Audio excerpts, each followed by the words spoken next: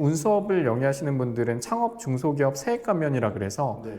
5년 동안 최대 100% 소득세를 감면해주는 그런 규정이 있습니다. 네. 예, 그게 이제 몇 가지 요건을 이제 충족을 해야 되는데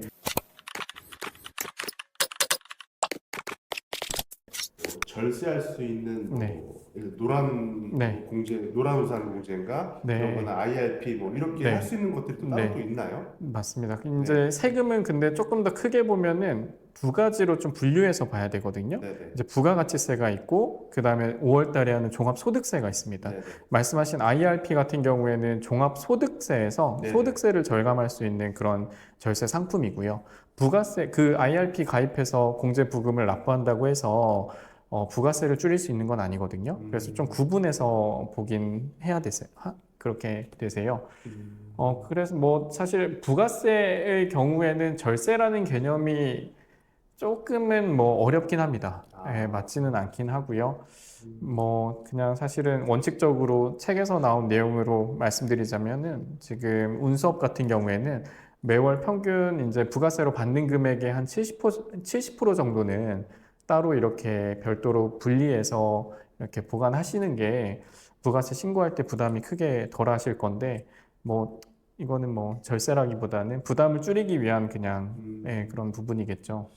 그러면 뭐 네, 그런 노란 우산 네, 공제 이런 건 사실은 큰 네. 의미가 없다는 거네요. 아니요, 그렇지 않고요. 네네. 사실 아까 제가 조금 전에 말씀드린 것처럼 부가세 같은 경우에는 어쩔 수 없이 이제 매출에서 매입을 차감한 금액을 있는 그대로 납부를 하다 보니까 네네네. 예, 뭐 그렇지만 종합소득세 같은 경우 1년에 한 번 하는 소득세 같은 경우에는 줄일 수 있는 항목들이 생각보다 많이 있거든요. 아, 예, 그 중에 하나의 항목이 지금 말씀하신 IRP 네네. 뭐 이제 그런 것들이 이제 포함이 되는데 제가 몇 가지 소개를 해드리자면은 가장 큰 게 운수업을 영위하시는 분들은 창업 중소기업 세액 감면이라 그래서 네네.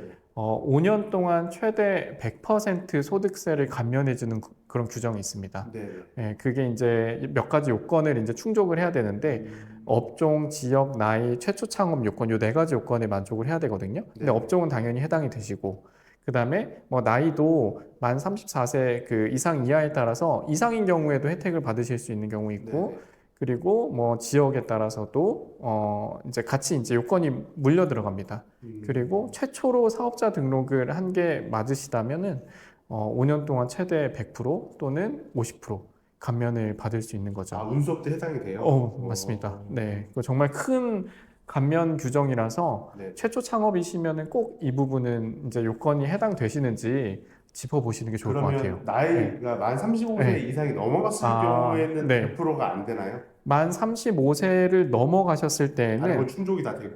지역적인 요건에서 네. 수도권 과밀억제권역 외에서 네네. 사업자 등록을 하시고 네. 만 35세가 넘으셨다라고 하면은 50% 감면이 됩니다. 아, 네, 이것도 적지 않은 거거든요. 그렇죠, 네, 그렇죠. 적지 않은 거라서 꼭 한번 챙기시면 좋을 것 같고요. 좋은 정보인 것 같습니다. 네, 그리고 아마 많은 분들이 또 놓치고 못 받으시는 것도 있는데 그게 이제 통합 투자세액 공제라 그래서 네네. 화물 운수업 하시다 보면 화물용 차량을 구입하시잖아요. 네네네. 신규로 구입하셨을 때는 그 구매 비용의 10%를 세금에서 감면을 해줍니다. 네, 근데 이거는 중고차라든지 네네. 운용 리스로 구매하시는 경우에는 해당이 안 되시고요. 네네. 신규로 구매하실 때만 그거를 10% 감면을 받을 수 있기 때문에 그것도 음, 한번 체크해 보시는 게 좋습니다. 음. 음, 화물 운송 하시는 분들 이제 네, 개인차도 이제 할 수 그렇죠. 있잖아요. 네, 그 개인차를 음, 혹시 이제 계약해서 뽑았을 때 네. 그것도 혹시 뭐 소득공제가 되나요? 개인 차량을 구매했을 때에는 그 네네. 차량 구매 비용을 네네. 동일하게 그 감가상각 비용으로 네네. 인정을 받으실 수 아, 있는 사업자에 거죠. 대해서요? 그렇죠. 네. 그러면 그 리스가 네. 유리한가요? 렌트가 유리한가요? 아니면 그냥 사는 게 어, 유리한가요? 사실은 네. 이거는 워낙 이제 리스라는 거는 금융상품의 일종이거든요. 네네네. 그래서 어떤 금융사에서 내 개인의 신용도를 이제 음, 더해가지고 그 조건들이 다 조금씩 상이할 수가 있어요. 네네.